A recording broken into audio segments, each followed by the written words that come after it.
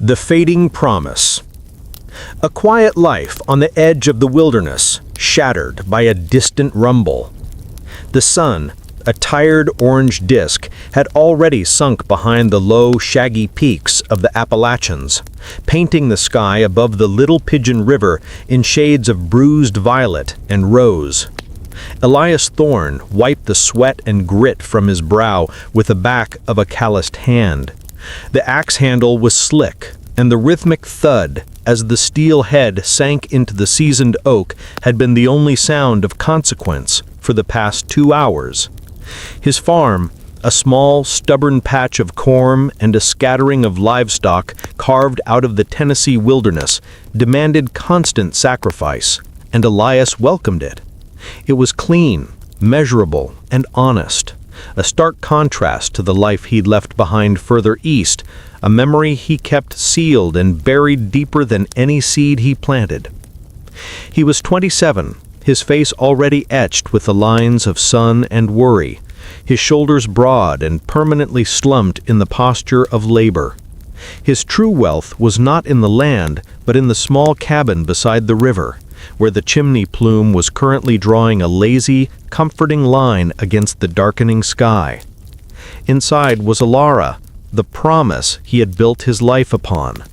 Their marriage was the enduring fact of their life, built brick by arduous brick, a fragile sanctuary. Elias dropped the axe into the chopping block, the sudden silence heavy. He ran his hand over the splintered wood, feeling a rare moment of peace settle over him. Dinner would be venison stew and cornbread, and then an hour on the porch, listening to the creek chatter, the perfect, unremarkable ritual of a man content with obscurity. "The Lord's work for the day is done, husband," Alara's voice sang out from the open kitchen door. She stood silhouetted in the lamplight, her figure framed by the warm glow. "Nearly, Alara. Just need to fetch water," he replied, lifting the twin buckets he used for the well. As he walked toward the well house, the air was still and warm. The crickets were tuning up their evening symphony, and the scent of wood smoke mingled sweetly with damp earth. Everything was perfect. Everything was quiet. Then came the rumble. It was low, guttural, and too regular, like a heavy, massive stone rolling endlessly down a mountain slope miles away. It vibrated less in the air and more in the soles of his boots, a deep, unsettling tremor through the earth itself. The sound paused for a moment, leaving a momentary, terrifying void of silence. Then it returned, louder this time, accompanied by a high-pitched, rhythmic whinny, followed by a clipped, shouted command he couldn't quite distinguish. It was the sound of organized motion, of something large and urgent moving fast. "Elias!" Alara called out, stepping onto the porch. Her voice was laced with a sudden, sharp fear. "Did you hear that?" He didn't answer immediately. His mind was racing. It was too vast for the handful of scattered homesteads in the valley.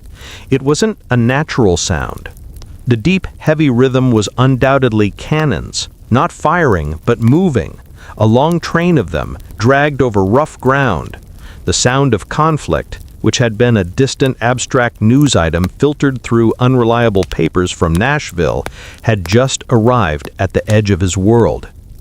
Elias dropped the buckets. The clatter against the stone wellhead was jarring. "Go inside, Alara," he commanded, his voice unnaturally flat. "Lock the door and stay away from the windows. It's the war, Alara. It's coming to us." He jogged quickly to the small clapboard shed where he kept his rifle. The weapon, an old, reliable Springfield, felt heavy and cold in his hands. He had sworn years ago he would never touch a gun in anger again, but the promise he had made to Alara superseded the vow he had made to himself. The quiet life was fragile, and now the promise of it was truly fading, being replaced by the iron reality of a distant rumble that was steadily growing closer. As he ran back toward the cabin, the sun had vanished entirely. In the deeper gloom, he saw what he had been dreading. Lanterns. Not the single flicker of a nearby neighbor, but a dozen or more, snaking along the eastern ridge that overlooked the valley, a long, fiery centipede crawling into their lives. They moved with purpose, with military precision. I could hear the crunch of gravel now, the murmur of men's voices, the rattling of equipment. They were close enough that I could smell the pungent odor of unwashed men and saddle leather. Elias crouched beside the chopping block, peering into the gloom. A single horseman detached himself from the column. He carried a torch and rode ahead of the main body, his shadow a grotesque, leaping figure against the trees. He recognized the cut of the man's cap, the faded blue of his coat. Union. A scouting party, or perhaps the advance guard of a larger force, pushing through the hostile East Tennessee hills where sympathies were fiercely divided. The horseman stopped directly at the edge of Elias's cleared land, his torchlight spilling across the fence line. He was young, nervous, and focused on a crumpled map. "They don't know this valley. They are lost or looking for something specific," Elias thought, his heart pounding a frantic rhythm against his ribs. Suddenly, a dog barked, not their own, but a harsh, sharp sound from the woods just beyond the Union scout. The scout jerked his head up, his rifle immediately sweeping the dark tree line. Then, a shot rang out. Not from the woods, but from the main body of the column on the ridge. A warning, maybe, or a stray round. It was enough. The scout, startled, dug his spurs into the horse, sending the animal into a panicked gallop right toward Elias's cabin. Elias knew he had seconds. If the scout reached the cabin, the entire military column would follow. His refuge, his Alara, would be overrun by tired, scared armed men demanding shelter, food, and loyalty. His only hope for keeping the war at bay was to remain unseen. He sank lower, becoming one with the dark earth, the Springfield resting ready in his hands. But as the scout's horse thundered closer, he noticed something critical. Lashed to the back of the scout's saddle was a canvas pouch marked with official-looking script, "Dispatches." If the Federals were on a crucial mission, losing their dispatches here in this obscure valley would halt their movement and possibly redirect the column away from the farm while they searched for the lost documents. It was a reckless, stupid risk, but the only one that preserved the integrity of his home. He didn't aim at the man, he aimed at the horse. A sickening shot that was loud enough to drown out the crickets forever. The beast reared up with a piercing shriek, throwing the young soldier violently backward into a tangle of corn stalks. The canvas pouch tore loose and landed with a muted thump near the well house. The young soldier lay still. The horse, whinnying in pain, bolted back toward the ridge. The effect was instantaneous and deafening.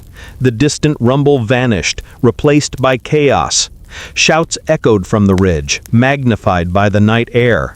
The lanterns flared and stopped moving. The column was halted, focused now on the disturbance below. Elias scrambled forward, grabbing the dispatch pouch. The leather was damp and smelled of ink. He didn't dare check the soldier. He sprinted back to the cabin door, pounding once, hard. Alara opened it a crack, her face bone white in the lamplight. "They've stopped," he whispered, shoving the pouch into her hands. "They're looking for their man and his papers. Hide this, under the hearthstone. Everything we built depends on them not finding this." He pushed her inside and slammed the door shut, barring it with a heavy beam. He turned, the rifle back in his hands. The Union column had seen the flash, heard the gunshot. They knew the valley was occupied. Elias stood in the center of his small yard, fully exposed, the silence of the wilderness utterly shattered. His quiet life was over. The distant rumble had arrived, and with the single pull of a trigger, Elias Thorne, the contented farmer, had volunteered for a war he desperately wanted to avoid, turning his sanctuary into a target. He had chosen the small battle to save the promise, but now the whole war was at his door. He looked toward the ridge, where the lantern lights were starting to move again, this time descending the slope toward his farm. This chapter follows immediately after the initial shock and Elias's desperate act of defiance from the fading promise. This section will be dedicated to the realization of the conflict's local cost, how the war transforms a familiar neighbor into a personal enemy, irrevocably drawing the dividing line, the scar on the map, right through the community. The explosion of the Union supply wagon, coupled with Elias's rifle shot, had done its intended work. It had drawn the immediate military threat away from the cabin. The shouts and the trampling of feet were now fading to the east, chasing the phantom threat Elias had created. But the absence of the army did not mean peace. It meant a deeper, more immediate kind of danger. Elias, tucked deep into the black pines with the unconscious Union scout, watched his small yard. The darkness was intense, broken only by the cold, distant light of the retreating lanterns and the faint, ruddy glow from the burning wagon. He could just make out two figures near the well house, a tall silhouette in a Union captain's uniform and a shorter, thick-set civilian. "Sergeant, the perimeter is clear. The sniper is fleeing east. Take 5 men and pursue until the ridge. The rest of you, secure the route," the captain barked. He then turned his attention to the civilian. "Kettner, was that truly Thorne's doing?" The civilian stepped forward, his silhouette gaining definition in the faint light.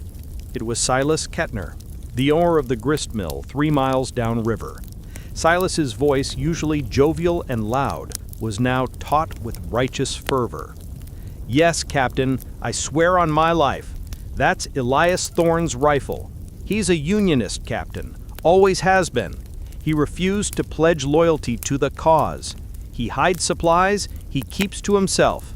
He's a viper in the breast of this Confederacy. He fired that shot to protect whatever goods or information he's hoarding inside that cabin."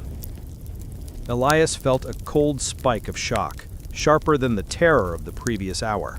It wasn't the Yankees who had condemned him, it was Silas, the man whose wedding Elias had stood up in, the man who had traded him seed corn only last spring, was now signing his death warrant and turning his wife into a hostage. This is the scar, Elias realized with sickening clarity. The line is drawn not on the border of a state, but between 2 men who broke bread together. The captain nodded grimly, already distracted by the chaos on the ridge. "Very well, we have to secure the road. I can't spare men to ransack a farm right now, but you, Kettner, you know this territory. I task you with holding this homestead. No one goes in, no one comes out. If Thorne returns, or if his woman attempts to leave, you detain them. The search party will be back by dawn, and we will settle the matter of this traitor's allegiance." "Yes, sir," Silas snapped, puffing out his chest. "I'll hold it for the cause, Captain. I'll make sure that Union filth pays for what he's done to the honest people of this county." Elias watched the captain and his remaining men withdraw, leaving Silas Kettner alone in the yard. Silas was a man suddenly invested with unearned authority, and he relished it. He swaggered over to the porch, testing the heavy door with his boot. Then he fetched a long coil of rope from his horse and began securing the gate. His movements were deliberate and triumphant. Elias knew he had to move. He had to be miles from here by dawn, but he couldn't leave the captive scout, and he couldn't leave Ilara trapped with a malevolent jailer. He looked down at the unconscious Private Hemlock. Elias had dragged the boy slightly deeper into the woods and covered him with pine boughs. His survival was a necessity. A dead soldier meant a murder charge. A living captive meant a potential bargaining chip, or at least proof that Elias was not merely a killer. He had to check on Ilara. He crawled through the brush to the edge of the clearing nearest the cabin's back wall. He scraped 2 fingers softly against the rough-hewn timber, a single short tap-tap. The back door opened a sliver.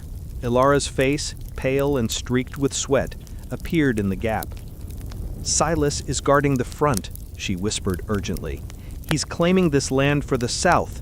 He told the officer you're a Union spy." "I heard him," Elias muttered. "He always hated that I kept neutral. Now he's got his excuse. Ilara, you have to leave, now, before the whole column returns." "And you?" "I can't, not yet. I have a problem in the woods." He nodded toward the dark thicket. "Hemlock is alive, but injured. He's an eyewitness. If I run, they'll find him and he'll confirm I was here. If I stay, Silas will have me by morning." Ilara's eyes were wide but focused. She was not panicking, she was calculating. "The dispatches," she indicated the hearthstone. "I hid them, but they will search. Silas will tell them where you keep your valuables. He knows this house as well as we do." A new resolve hardened her expression. "I'm taking them, and I'm taking the other thing, the letter, the one you never sent." Elias felt a profound chill that had nothing to do with the night air. The unsent letter, his deepest secret, his desertion from the Union staff. "No, Ilara, that letter is my grave. If the Yankees find out I deserted, they'll shoot me before the Confederates even get a chance to hang me. And if they don't find it, the Confederates will hang you anyway based on Silas's word alone. Elias, your running has caused the very thing you ran from." Her voice was fierce, barely a breath. "I'm going to make the choice you couldn't. I'll convert your shame into intelligence. I'll use the dispatches to buy you safe passage back into the Union fold. I'll take them both to Widow Maeve's farm. She'll know who to contact." Before Elias could argue, she pulled the iron box from under the bed, placed the letter and the dispatches inside, and was gone. She was decisive, fierce, and utterly terrifying in her quiet resolve. She was no longer just the promise, she was the architect of his fate. He heard the faint scrape of the back latch as she slipped out and headed down to the riverbank. He knew Silas was too focused on the front of the house to notice her careful departure. He let out a slow breath. He was alone, but free. Free to act, free to run. He had the wounded Private Hemlock, an unwelcome weight of humanity tethering him to the valley. He looked toward the ridge, where the smell of the burnt wagon still lingered. The scar on the map was complete.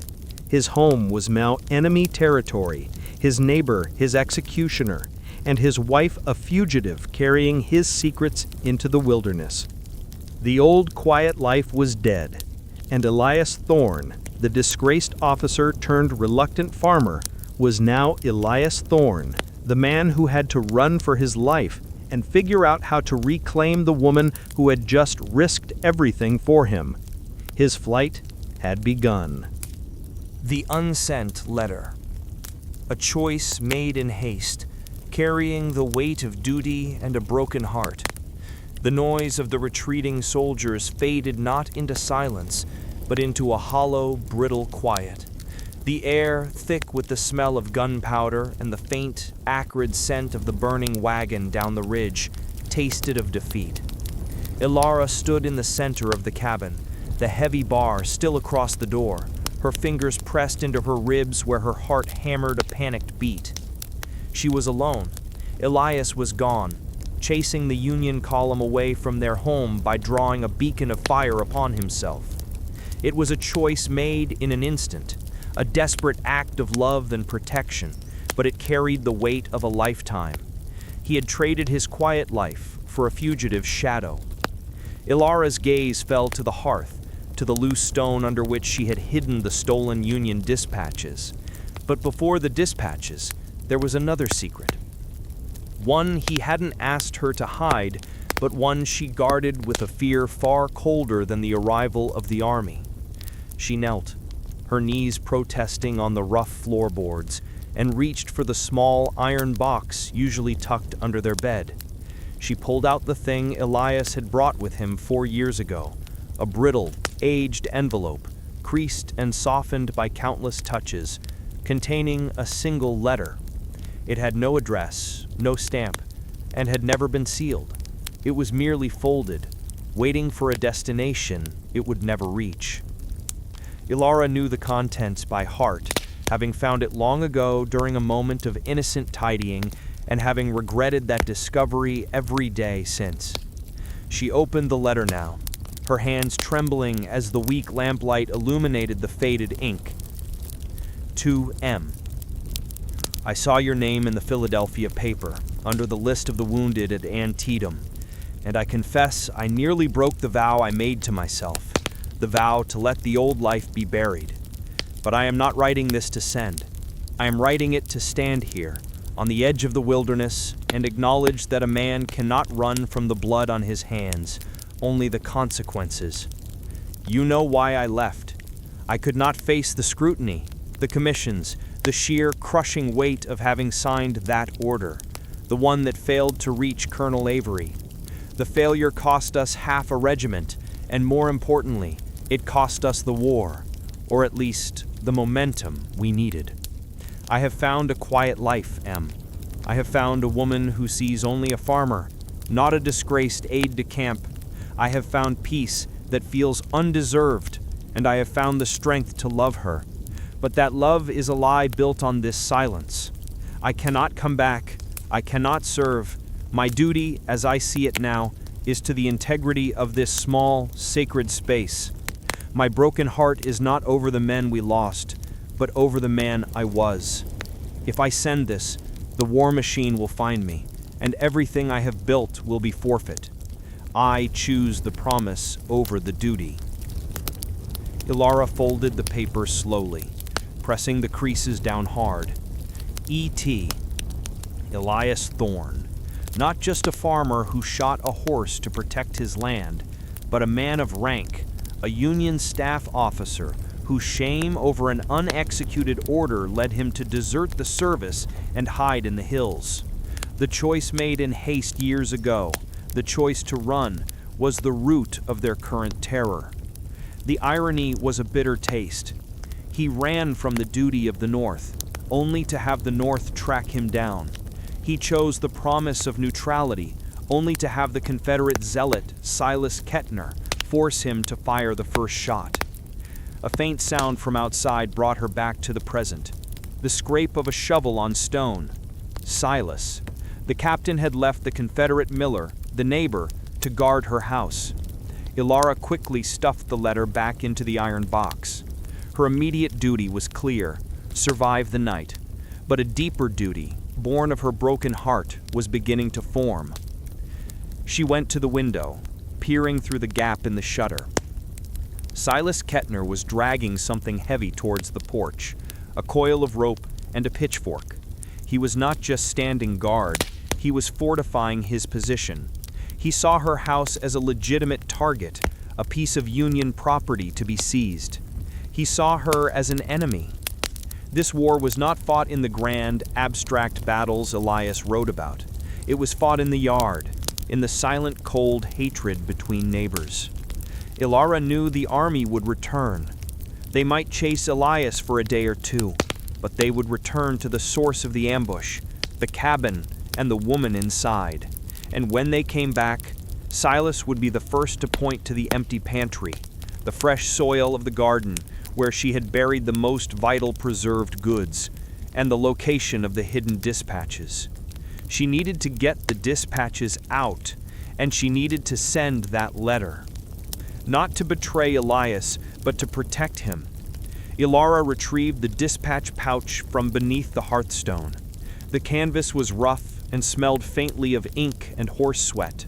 She carefully peeled back the wax seal of one document, just enough to read the heading: Order of March and Supply Route, Knoxville Sector. A crucial, dangerous piece of information. If she could get this information and the truth of Elias's identity to the right person, the man who had written to M and who had fled his past, he might be welcomed back. His desertion might be forgiven or at least mitigated if he returned with vital intelligence. It would draw the line of his fate differently. It would convert his hasty choice into a calculated sacrifice. But who? The nearest Union garrison was miles away, across hostile terrain. The only way was through Silas. She took the unsent letter and a quill and dipped the tip in the ink. The paper was too precious to waste. She wrote on the back of Elias's letter, a postscript meant for the man known only as M, presumably a high-ranking officer. M. Elias Thorne is alive. He is holding the line in East Tennessee. He is now a fugitive, wrongly identified by local rebel militia. He has information vital to the Knoxville route. I beg you to send a small, discreet party to the Little Pigeon River. He did not send this letter himself because his duty to the promise outweighed his duty to the uniform. I send it now, making the choice for him. His heart is broken, but his loyalty remains. I will meet the party at Widow Maeve's Creek Crossing. Ilara Thorne. She sealed the envelope with a drop of tallow from the stub of a candle, the heat momentarily stinging her thumb. She had just committed the ultimate act of wifely duty, betraying his cherished wish for peace in favor of his safety. Her heart was breaking, not from loss, but from the sudden, terrible weight of a new, military-grade purpose. She went to the back door, the one that opened onto the riverbank. It was lighter than the main door, and she could slip the lock. The back trail was dense, leading through thick rhododendron bushes down to the water, the one path Silas would not be watching, as it offered no clear line of sight. She tucked the two documents, the unsent letter and the dispatches, deep into the pocket of her heavy apron. She looked around the little cabin, the life they built, the life she was leaving. She touched the wooden mantel, the woven blanket on the bed, the dent in the floor from Elias's boot. I am coming back, Elias, she promised the empty room, but I will not be the same woman, and this will not be the same home. Taking a deep, shaky breath, Ilara Thorne unlatched the back door and slipped out into the black, silent night, leaving Silas Kettner to guard an empty house and a fading dream, and carrying two letters that would rewrite the map of her husband's future. The choice was made. Her duty was calling her into the wilderness. The crossroads of treason. Forced to hide a secret, the protagonist must navigate a world of suspicion. The deep woods were Elias's only sanctuary, but they were also a cage. He moved south, away from the chaos he had created, dragging the semi-conscious Union scout, Private Hemlock, like a dead weight. The moon had gone, and the darkness was absolute, thick enough to swallow sound and light. Every muscle in Elias's body screamed for rest, but the rising eastern glow, the promise of dawn, was a relentless deadline. He had to be miles away from the Little Pigeon River before Silas Kettner, fueled by patriotic malice, convinced the retreating Union column to return and scour the woods for the traitor. He finally halted near a high hidden bluff overlooking a seldom used cattle trail. He dropped Hemlock onto a bed of soft moss, tying the boy's wrists to a stout root to ensure he wouldn't wander or cry out. Hemlock was coming to, groaning softly, his eyes fluttering open to reveal wide, terrified blue. "Who are you?" he whispered, his voice thin. "You're a reacher, a mountain man." He knelt, his rifle resting across his knee, its cold weight a comforting lie of control. "I'm the man who saved your life, Private. I didn't shoot to kill. I shot your horse to keep your friends from burning my home with my wife inside." "But you stole the dispatches," Hemlock gasped, trying to sit up. "That's treason! I saw you, Thorne. They'll hang you for treason." "I didn't steal them. My wife took them to keep them out of Silas Kettner's hands, a rebel snake who is guarding my porch. The truth is, Private, you and I are now in the same boat, hunted by the very people we might want to help." I needed Hemlock to trust me. I needed the private's testimony to prove I wasn't a common bushwhacker or thief. But trust was a fragile thing, and Hemlock's unwavering uniform loyalty was a wall. "I'm loyal to the Union," Hemlock insisted, though his body was shaking with cold and pain. He leaned closer, his voice low and intense. Loyalty is easy when it's to a flag. It's hard when it's to a life. I chose my wife's life over your orders. Now listen, I'm giving you a choice, Private. You can stay tied up here, wait for your friends, and guarantee my capture and death, or you can help me. He carefully reached into his shirt pocket and pulled out a single tarnished brass button, the distinctive button of a Union staff officer's tunic, which he had cut off and kept years ago as a memento of his disgraced past. He tossed it on the moss beside the private. Hemlock's eyes widened, recognizing the highly specific military insignia. That's officer insignia. Who are you really? He looked away, toward the rising sun that was beginning to filter sickly through the trees. The light exposed not the clear path of duty, but a twisting crossroads of treason. I am a man forced to hide a secret. The secret is not just about those dispatches, Private. It's about who I was and why I ran. And if that secret gets out, if I tell you that I, Elias Thorne, once signed an order that cost the Union an entire brigade at Manassas, you will report me, and they will execute me for desertion and failure of duty. He met Hemlock's gaze, revealing the true cost of suspicion. But if you keep that secret, if you trust that button, and if you help me get across this valley, I can use those dispatches that Ilara is carrying to give the Union intelligence that could win you Knoxville. You can go back a hero, and I can save my wife. He stood up, pulling his jacket tighter. You see, Private, I am running from one act of treason, only to commit another by trusting a sworn enemy. Now tell me, which road do you choose?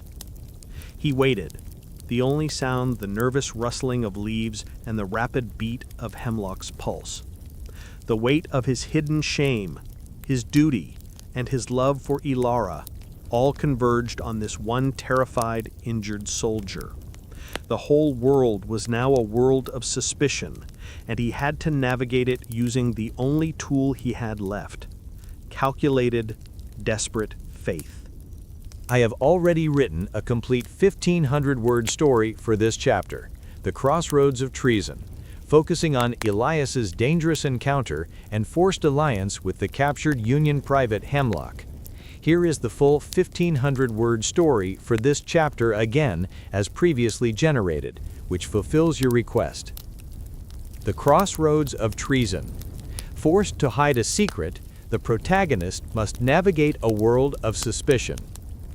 The deep woods were Elias's only sanctuary, but they were also a cage. He moved south, away from the chaos he had created, dragging the semi-conscious Union scout, Private Hemlock, like a dead weight. The moon had gone, and the darkness was absolute, thick enough to swallow sound and light. Every muscle in Elias's body screamed for rest, but the rising eastern glow, the promise of dawn, was a relentless deadline. He had to be miles away from the Little Pigeon River before Silas Kettner, fueled by patriotic malice, convinced the retreating Union column to return and scour the woods for the traitor.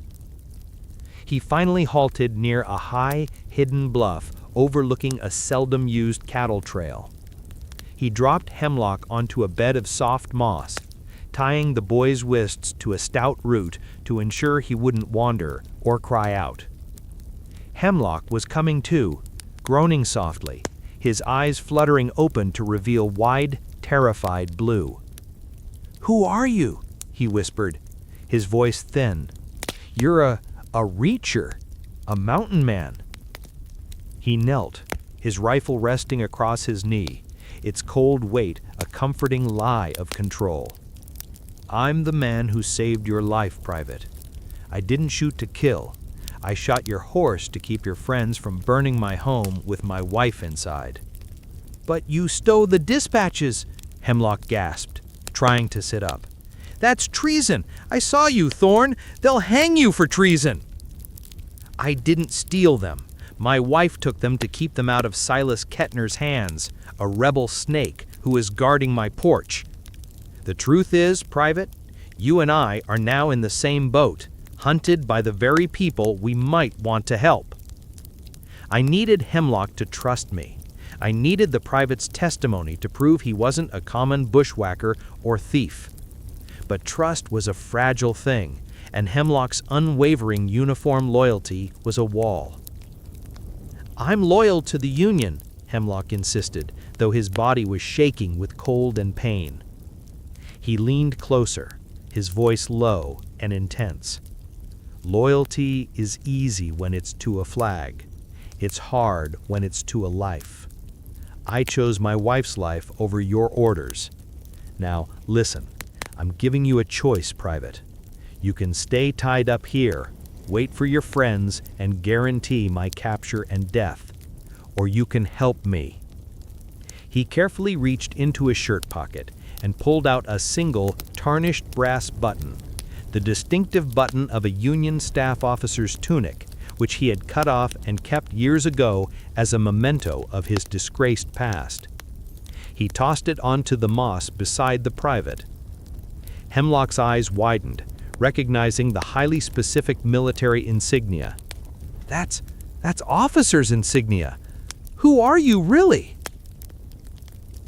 Elias looked away, toward the rising sun that was beginning to filter sickly through the trees. The light exposed not the clear path of duty, but a twisting crossroads of treason. "I am a man forced to hide a secret. The secret is not just about those dispatches, Private. It's about who I was and why I ran. And if that secret gets out, if I tell you that I, Elias Thorn, once signed an order that cost the Union an entire brigade at Manassas, you will report me, and they will execute me for desertion and failure of duty." He met Hemlock's gaze, revealing the true cost of suspicion. "But if you keep that secret, if you trust that button, and if you help me get across this valley, I can use those dispatches that Ilara is carrying to give the Union intelligence that could win you Knoxville. You can go back a hero, and I can save my wife." He stood up, pulling his jacket tighter. "You see, Private, I am running from one act of treason only to commit another one by trusting a sworn enemy. Now, tell me, which road do you choose?" He waited, the only sound the nervous rustling of leaves and the rapid beat of Hemlock's pulse. The weight of his hidden shame, his duty, and his love for Ilara all converged on this one terrified, injured soldier.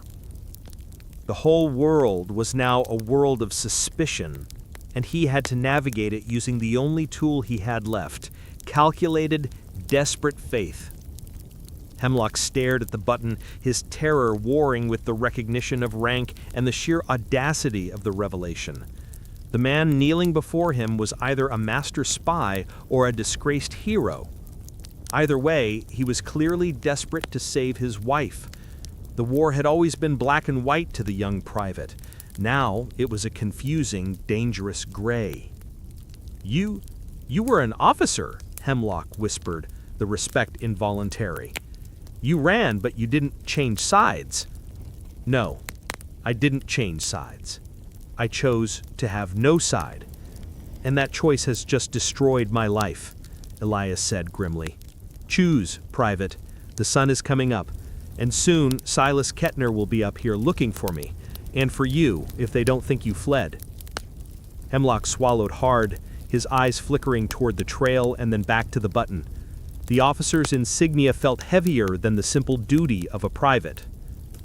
I choose the information, sir," Hemlock said finally, his voice regaining a fraction of its military firmness. "But if you betray me, I'll swear to every general from here to D.C. that you're a rebel cutthroat." "Fair enough," Elias said, a flicker of dark relief passing over his face. He untied Hemlock's hands and offered him a rough leather flask of water. "You are no longer my captive, Private. You are my accomplice. Now get up. We need to find your friends, but we must do so without confirming the word of the local rebel militia. Treason is a complicated business, and we are both standing squarely in its crossroads." Elias helped the injured, unsteady soldier to his feet. Together, two enemies with a single fragile alliance, they disappeared into the filtering morning light, leaving the silent evidence of the brass button to sink into the moss behind them.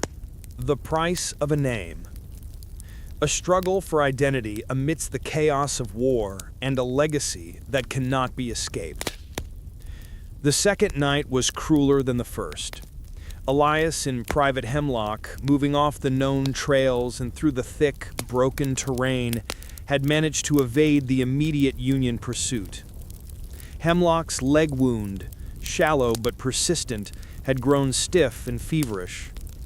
Elias had fashioned a crude splint from a splintered branch in his own belt, but the pain made Hemlock a dead giveaway, slowing them to a crawl. Elias had chosen this route deliberately, a high, winding path known only to a few local hunters, running parallel to the Tennessee River. It was a perilous path, but it offered two things he desperately needed: concealment and a view of the broader territory. As they rested beneath a jagged rock face, a small natural cave offering thin shelter from the chilling dawn air, Hemlock shivered violently. "We shouldn't be here, sir," Hemlock choked out, using the old rank instinctively. "We should be with the column. They're making for the river crossing. We'll be left behind, exposed." "We're exposed either way, Private," Elias responded, keeping his voice flat. He was scraping the last crumbs from a hard biscuit he'd packed. "If we go to your column, the moment you are conscious enough to talk, you tell them about the dispatches and the shooting. Then they'll ask how you knew where I was, and that's when your captain realizes Silas Kettner's claim that I'm a rebel is a sham." Elias sighed, rubbing the stubble on his chin. "But then, Hemlock, they'll see the scar of my name. They'll ask why a simple farmer has an officer's button. They'll ask where I was 4 years ago. And then you, Private, will be reporting your superior officer for desertion." Hemlock swallowed hard, his face pale. "You were the one, then? At Manassas? That Colonel Avery. I cut him off," his eyes flashing with the sudden sharp pain of memory. "I was the reason. My error. My haste. I signed the transfer order for the supply train instead of the tactical movement order. It delayed Avery's flank by 6 hours. We lost the momentum, Private, and 1,200 good men paid the price for my shaky hand." This was the legacy. Not the successful farmer who married Alara, but the disgraced Captain Elias Thorne, whose professional failure had resulted in mass casualties. He had run from that name, trading it for the quiet identity of Thorne the farmer. Now the war, the chaos itself, was demanding he accept the former. "I only know what they taught us at the academy," Hemlock whispered, his voice gaining a desperate, almost pleading edge. "Duty is to the uniform. Honor is to the command." "And what about the man under the uniform, Private? The man who knows he condemned other men to death?" Elias asked, his gaze fixed on the dense canopy. "That is the price of a name, Hemlock. It is the price of rank, of authority. And I won't pay it twice, not if it means putting Alara in a Confederate prison." The conversation was interrupted by the sudden sound of horses, not the clumsy tramp of a large column, but the tight, purposeful canter of a small scouting party. They were moving along the cattle trail below the bluff, heading east toward the river. Elias flattened himself against the cold rock, pushing Hemlock down. He crawled to the edge and peered over the bluff. It was a patrol of 5 men. Not Union, not the regular Confederate Army, but the ragged look of the local militia, Confederate Home Guard. They were armed with a motley collection of hunting rifles and ancient muskets. Leading them was a figure on a small, powerful pony, Silas Kettner. Silas wasn't with the Union patrol. He was hunting Elias separately, driven by personal malice and the scent of glory.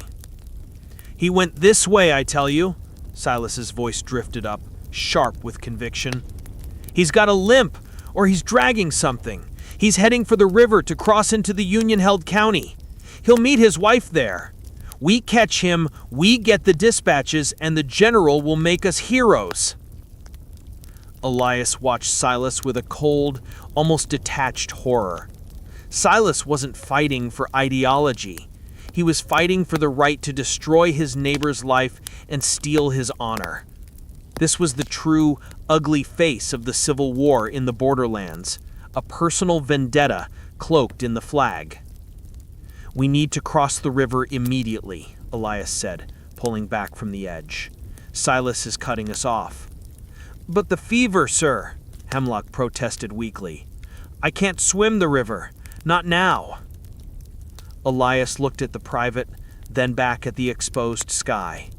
He had to cross the water, which was deep and swift this time of year, or risk being caught by Silas, who would show them both no mercy. He had to accept the man he was, not the farmer, but the calculating officer. He made the decision in an instant, a cold, military appraisal of the situation. "We're not swimming, Private. We're going to steal a boat." Hemlock stared at him blankly. "Steal a... where?" "Further south. There's an old ferry landing, abandoned now, about an hour's hard march. Silas doesn't think I'm desperate enough to go back towards settled land. That's our weakness and our strength. Get up, Hemlock. We are moving." Elias ignored Hemlock's whimpers, pulling him roughly to his feet. He forced the private into a pace that was agonizing for them both, descending the bluff and angling toward the river. As they moved, he felt the heavy burden of his discarded identity lift slightly. The name Thorne the Farmer was a lie that endangered his wife. Captain Elias Thorne was a name that carried competence, ruthlessness, and the authority to command a scared private into obedience. He reached into his pocket and pulled out a small, flat piece of wood he had whittled the night before, a marker he had intended to leave for Elira if they were separated. He carved one final damning symbol into it, the double chevron of his captain rank. He was no longer running from his legacy. He was embracing the worst of it, the cold, calculating mindset that it cost men their lives to save the one life that mattered. The price of his name was his peace, and now he was finally ready to pay it. The captain was back, and he was taking them across the river. This section, Across the Burning River, is the 7th chapter of your novella. It will focus on the execution of Elias's plan to steal a boat from the price of a name and cross the river with the injured Private Hemlock. The river itself becomes the ultimate barrier in this contested land, and the constant threat of betrayal highlights how trust is a fatal commodity. The story will be approximately 1,500 words in English. Across the Burning River. A desperate journey through contested land, where trust is a fatal commodity. The last hour before dawn was the darkest, and it was through this smothering blackness that Elias and Hemlock scrambled toward the river. Elias moved with a grim, focused speed, half carrying the feverish private. Every sound, the slap of their boots on damp earth, the rustle of Hemlock's borrowed coat, felt dangerously loud. They reached the abandoned ferry landing, a small, crumbling dock on the river's eastern bank, surrounded by dense reeds. The Tennessee River flowed past, dark and swift, reflecting only the cold indifference of the stars. This river was the literal contested land. Union forces controlled the far bank, but the currents, the terrain, and the hostile local militia made any crossing treacherous. Elias had gambled that an old, flat-bottomed ferry skiff would be hidden beneath the dock. He was right. After a tense search, he found a heavy chain, rusty, but intact, leading from the dock structure down into the water. "Stay here, Hemlock. Don't move. Don't talk," Elias commanded, his voice a tight whisper. He shed his heavy boots and slipped into the chilling water. The cold was a violent shock, stealing his breath, but the urgency of their situation was a stronger heat. He worked for 10 frantic minutes, his lungs burning, finally locating the edge of the skiff and prying the chain's padlock loose with a heavy piece of river stone. When he hauled the boat to the surface, it was half filled with freezing water and decaying leaves, but it was sound. He pulled himself onto the dock, shivering uncontrollably. Hemlock watched, wide-eyed, the fever making his pupils unnaturally large. "Get in, now," Elias hissed, dragging the private carefully over the wet wood. As Elias grabbed the single, waterlogged oar, a faint, metallic noise drifted from the woods behind them, the unmistakable sound of a horse snorting, close by. "Silas," Elias breathed, his mind racing. He had been too slow. Silas Kettner had anticipated his move toward the river and had circled back, cutting them off just as they prepared to escape the eastern bank. "They're behind us, Elias. They'll see the boat," Hemlock whispered, panic rising in his voice. "They'll see the fire first," Elias retorted, already moving. He grabbed a handful of dry, oily reeds and a thick, dead branch he had spotted nearby. He ran back toward the edge of the woods, pulled out his tinderbox, and struck a spark. In seconds, the dry reeds caught, the flame leaping up with frightening speed. He tossed the burning reeds onto the heaviest, driest undergrowth he could find, aiming the fire not at Silas, but upwards toward the old abandoned ferry station house 60 yards away. The resulting burst of flame was instant and terrible, a pillar of heat and light that soared into the black sky. It was a perfect diversion, a flaming torch held up to the enemy. "There they are! The spy is making a break for the river! Burn 'em out!" Silas Kettner's roar echoed through the woods.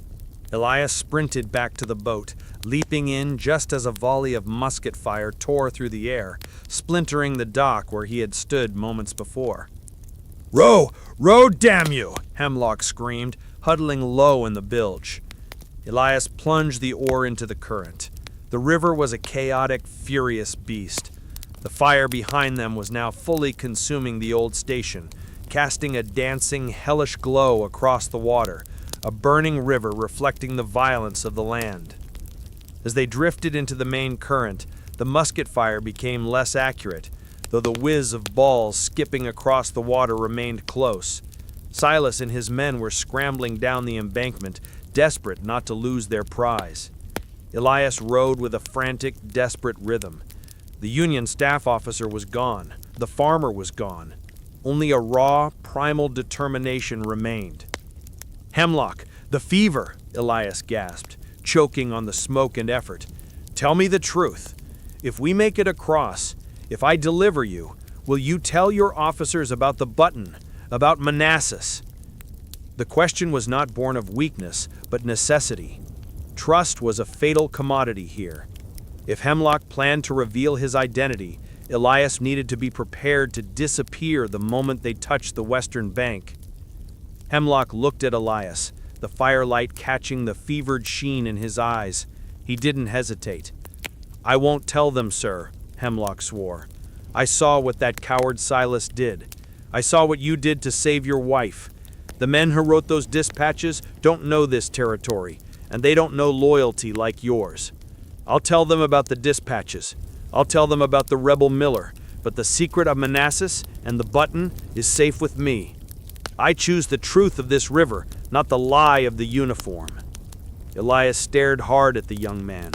The sincerity in Hemlock's voice was the only solid thing in this nightmare. It was a fragile, desperate bond formed in the face of death, but it was enough. "Good," Elias grunted, pulling harder on the oar, "because we need to live long enough for your commanders to hear what you have to say." They were halfway across now. The current was trying to pull them south, away from the intended Union landing point, toward deep, marshy, hostile Confederate territory. Silas's men, now fully exposed by the firelight, were reloading. Elias knew the next volley would be aimed better. He leaned into the oar, pulling against the river's merciless power, his gaze fixed on the dark, welcoming shadow of the Union-held bank. He had faced down his secret and the treachery of his neighbor. Now he faced the final, burning trial of the river, hoping the trust he had just forged wouldn't be the most fatal mistake of all. Hemlock, revived slightly by the heat, began to talk. He spoke of supply depots, patrols, and garrison numbers, raw military data that only confirmed Elias's fears. The nearest major Union camp was 20 miles north, too far for them to reach quickly. This stretch of land was truly a no-man's land, watched closely by both sides. As the fire grew into a steady, low warmth, a fragile camaraderie began to form between the two men. They shared the last of Elias's hard biscuit and his limited water. Elias, the disgraced former officer, and Hemlock, the loyal private, were bound not by rank, but by their shared ordeal and a terrifying secret. "You know, sir," Hemlock said, breaking a long silence, his eyes fixed on the fire's gentle glow, "when I heard those rebel shots ringing out and you rowing across that inferno, I realized my loyalty, it wasn't to the uniform, it was to the idea of the Union. And you're the first man I've met since joining who seems to understand what the real price of that idea is." Elias nodded, staring into the flame. "You think loyalty is something clean, Private, but look at Silas Kettner. He's loyal to the Confederacy, but he's a thief and a murderer at heart. My choice was never about the flags. It was about saving the one fragile alliance I ever truly believed in, my marriage." He paused, then confessed another layer of his burden. "My wife, Elara, she carries more than just your dispatches. She carries the letter, Hemlock, the one that tells my superiors exactly who I am and why I ran. She intends to use my failure to buy my forgiveness. That's a burden of loyalty I never asked her to bear." A low sound from the trail above the bluff instantly snapped Elias out of his confession. It was a familiar, specific sound, the crunch of hooves on dry, rocky earth, moving slowly, deliberately. Elias immediately stomped out the small fire, grinding the embers into the dirt with his heel until only smoke remained. He pulled Hemlock into the darkest shadow against the rock face and cocked his rifle, the click-click terrifyingly loud in the sudden silence. The figures above them were invisible in the dark, but the sound was too close. They were right on the trail above the bluff. Then came the whispers of the campfire, not from their own fire, but from the men above, low, conspiratorial, and entirely too confident. One of the men began to speak, his voice drifting down the rock face. "Saw the fire across the river, had to be the Union scouting party. But they'd never be out this far. They're running. They lost something important, boys. The Confederates are looking for it too, but the general said, if we find it, we get the bounty, and we'll take the bounty from either side." The words were chilling. This was not a regular patrol. This was a band of irregulars, men who saw the war not as a conflict of ideas, but as a chance for plunder. They were likely renegades or deserters, preying on both Union and Confederate supply lines. They had stopped directly overhead. Elias could hear the creak of saddle leather, the jingle of spurs. He and Hemlock were trapped between the bluff and the river, with armed men poised directly above them, looking for the very things Elara was carrying, the dispatches and the chance for bounty. Elias looked at Hemlock, whose eyes reflected the grim terror of their situation. The two men, enemies by uniform, were now cemented by a true shared burden, surviving the treachery of men who respected no uniform, no flag, and no loyalty at all. Elias knew that if the renegades found them, the price of the dispatches and the burden of Elias's identity would be paid in both their lives. He pressed his back against the cold stone. The Springfield held steady.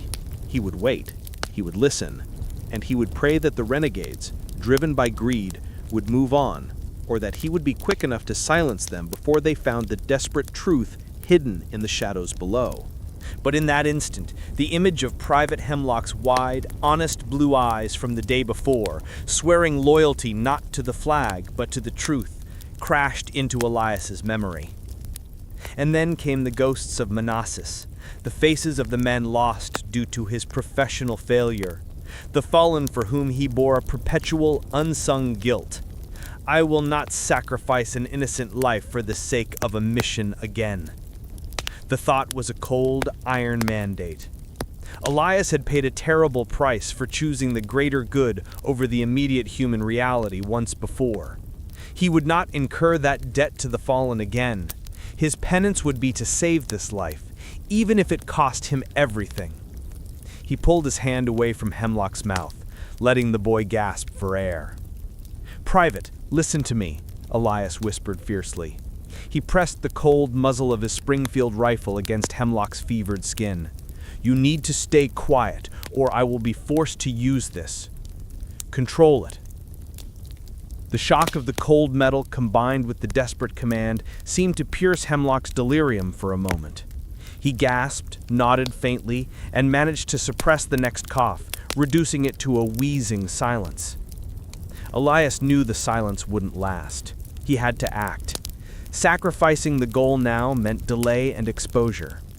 He had to draw the renegades away, giving them the illusion of a bigger, more profitable target than two freezing, desperate men. He pulled a handful of the dried pine needles he had gathered and placed them carefully beneath a low, thorny bush 20 yards away, downriver from their position. "Stay here, Hemlock. If you hear anything but my voice, you are alone," Elias commanded. He crept away, moving on his belly like a snake, his movements masked by the continuing noise of the renegades above. When he reached the low bush, he struck his tinderbox, quickly igniting the needles.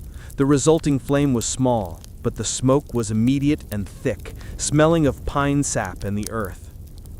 Then he crawled another 10 yards and deliberately broke a dry, thick branch, making a sharp, loud crack that echoed in the night. That's the sound of a desperate man running, Elias thought. The ruse worked instantly. "There!" Silas Kettner's voice, surprisingly, terrifyingly close, rang out. Silas must have been circling the bluff, moving on foot to check the river's edge. "Jesse, the smoke! They're downriver! The spy is making a break for the shallows!" Elias realized the renegades had teamed up with Silas, or were using his information. The situation was more critical than he thought. The men above the bluff were scrambling down the trail, shouting and crashing through the brush, heading toward the smoke. Elias moved with desperate speed, returning to Hemlock. "Up, Private. The bluff is clear. We're heading straight upriver, away from the smoke. They'll be watching the shallows." Elias hoisted the trembling private onto his back in a fireman's carry, a feat of desperate strength. He moved away from the river, scaling the steep, rocky slope away from the trail the renegades were now using. The ascent was brutal. Every step was a calculated risk of a slip that would send both of them tumbling. Elias tasted blood from biting his tongue. But as he crested the high ground, looking back at the billowing smoke and the confused shouts of the renegades further south, a grim satisfaction settled over him. He had sacrificed their concealment and added hours to their journey, but he had done it to save an innocent life. The debt to the fallen was not erased, but a down payment had been made. He had chosen the human life over the military objective. He trudged on, the weight of the injured private on his back, the heavy price of his moral victory now literally bearing down on him. The rising sun was still hours away, and they were still in the center of contested land, but they were moving north, toward the Union lines, with the burden of truth and the weight of a young man's life. The objective was delayed, but the man had been redeemed. But in that instant, the image of Private Hemlock's wide, honest blue eyes from the day before, swearing loyalty not to the flag but to the truth, crashed into Elias's memory. And then came the ghosts of Manassas, the faces of the men lost due to his professional failure, the fallen for whom he bore a perpetual unsung guilt. I will not sacrifice an innocent life for the sake of a mission. The thought was a cold, iron mandate.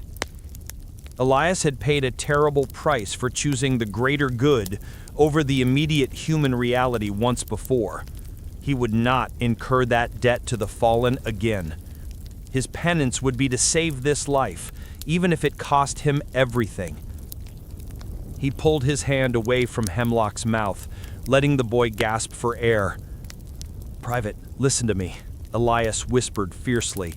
He pressed the cold muzzle of his Springfield rifle against his fevered skin. "You need to stay quiet, or I will be forced to use this. Control it!" The shock of the cold metal, combined with the desperate command, seemed to pierce Hemlock's delirium for a moment. He gasped, nodded faintly, and managed to suppress the next cough, reducing it to a wheezing silence. Elias knew the silence wouldn't last. He had to act.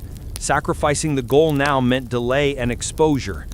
He had to draw the renegades away, giving them the illusion of a bigger, more profitable target than two freezing, desperate men. He pulled a handful of the dried pine needles he had gathered and placed them carefully beneath a low thorny bush 20 yards away, downriver from their position. "Stay here, Hemlock. If you hear anything but my voice, you are alone," Elias commanded. He crept away, moving on his belly like a snake, his movements masked by the continuing noise of the renegades above.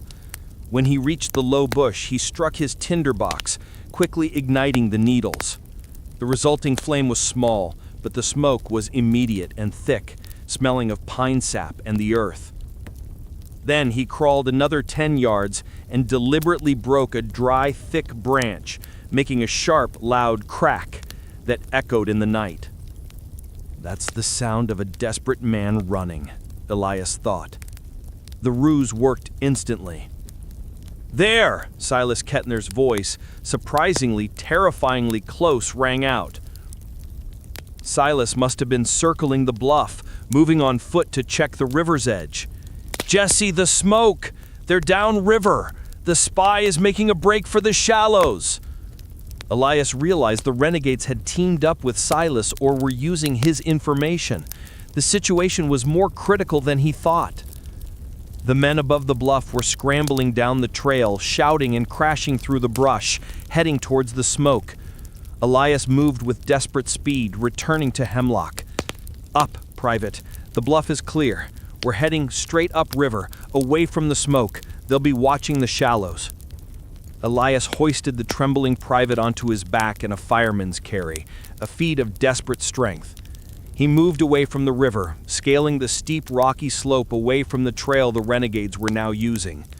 The ascent was brutal. Every step was a calculated risk of a slip that would send them both tumbling.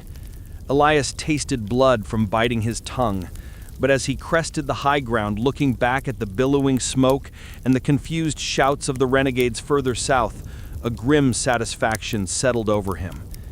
He had sacrificed their concealment and added hours to their journey, but he had done it to save an innocent life. The debt to the fallen was not erased, but a down payment had been made. He had chosen the human life over the military objective. He trudged on, the weight of the injured private on his back, the heavy price of his moral victory now literally bearing down on him. The rising sun was still hours away, and they were still in the center of contested land, but they were moving north, toward the Union lines, with the burden of truth and the weight of a young man's life. The objective was delayed, but the man had been redeemed. When he aligned the brass to the point designated 34 on the scale, the arms formed a specific, defined angle of 34 degrees. The number 82 remained a mystery. Elias now studied the map with fresh eyes. He found the geographical centerpiece, Knoxville. The Union was preparing a major push on Knoxville, hoping to seize the entire valley. The dispatches Elara carried were likely the crucial marching orders for that attack. But what did the angle mean? "Look at the routes, Hemlock," Elias instructed, pointing at the map. "All roads lead to Knoxville, but there are 3 main supply routes marked in red pencil. Route 1 follows the river, Union. Route 2 goes through the high passes, slow but secure. Route 3 cuts across the valley floor." Elias took a piece of charcoal and marked Knoxville on the map as the apex. He then used his improvised protractor, the brass caliper, to measure the angle between the 3 routes. None of them matched 34 degrees. "It's not the route, sir," Hemlock whispered, suddenly catching Elias's intensity. "The Confederates wouldn't mark their own defense on a Union map. That must be what your wife's papers reveal." Hemlock struggled to sit up, his eyes locked on the caliper. "The clockmaker's riddle isn't about distance, sir. It's about timing. The 34.82 isn't a location. It's a critical military secret, a frequency, or a time cipher." Elias felt a cold dread settle in his chest. A time cipher. He realized the truth. The 34.82 was the schedule. In military science, a precise angle often denoted the line of fire or the specific coordinates for a staged attack. He searched the dispatch's original position, trying to remember what he saw. He had noticed a column of numbers marked with the Greek letter delta, often used to signify change or difference. The dispatches, Hemlock, they must contain a schedule based on a 34.82-hour cycle or a specific time difference, Elias exclaimed.